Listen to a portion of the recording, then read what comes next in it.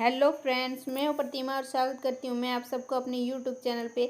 आज का हमारा टॉपिक है कुमारगुप्त प्रथम का शासनकाल। आज हम कुमारगुप्त प्रथम के शासनकाल को देखेंगे। पिछले वीडियो में हमने चंद्रगुप्त द्वितीय विक्रमादित्य के शासनकाल को देखा था।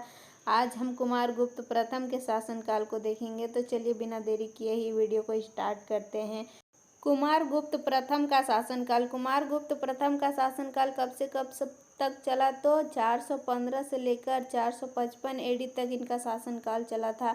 415 से लेकर 455 ईस्वी तक इनका शासनकाल चला था। कुमारगुप्त प्रथम के पिता कौन थे? तो चंद्रगुप्त द्वितीय। चंद्रगुप्त द्वितीय जो विक्रमादित्य थे, ये उनके पिता थे। कुमारगुप्त का अन्य नाम महेंद्र द्वितीय था।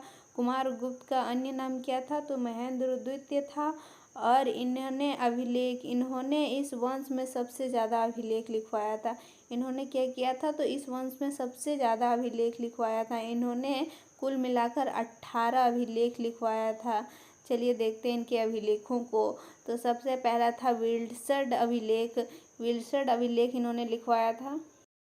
यह अभिलेख यूपी के एड़ा जिले में स्थित है। यह अभिलेख कहाँ था स्थित? तो यूपी के एड़ा जिले में। यह एक ऐसा अभिलेख है जिसमें इस वंश को गुप्त वंश ना कहकर घटोत्कच वंश कहा था। इस अभिलेख में क्या कहा था? तो इस वंश को गुप्त वंश ना कहकर घटोत्कच वंश कहा था। दूसरा अभिलेख था गढ़वा अभिलेख। दूसरा अभिलेख कौन सा था? तो गढ़वा अभिलेख। गढ़वा से 2 अभिलेख मिले हैं। गढ़वा से कितने अभिलेख मिले हैं? 2 अभिलेख मिले हैं। यह अभिलेख उत्तर प्रदेश के प्रयागराज जिले के करछना तहसील में स्थित है। और इसी अभिलेख से परम भागवत शब्द का उल्लेख मिला है। इसी अभिलेख से क्या मिला था? तो परम भागवत शब्द का सबसे पहले उल्लेख मिला था। तीसरा अभिलेख है करमदंडा अभिलेख। तीसरा अभिलेख क्या है? तो करमदंड अभिलेख। यह अभिलेख उत्तर प्रदेश के प्रयागराज में स्थित है। यह अभिलेख कहाँ स्थित है? तो उत्तर प्रदेश के प्रयागराज में स्थित है। इसका वर्तमान नाम प्रयागराज का अयोध्या है। वर्तमान नाम क्या है? तो अयोध्या। इसी अभिलेख से शिव की प्रतिमा में आधे हिस्से में लेख लिखवाया गया था। इसी अभिलेख के शिव की प्रतिमा जो थी, शिव की मूर्ति जो थी, उसके आधे हिस्से में लेख लिखवाया गया था। यह लेख पृथ्वी सेन ने लिखवाया था।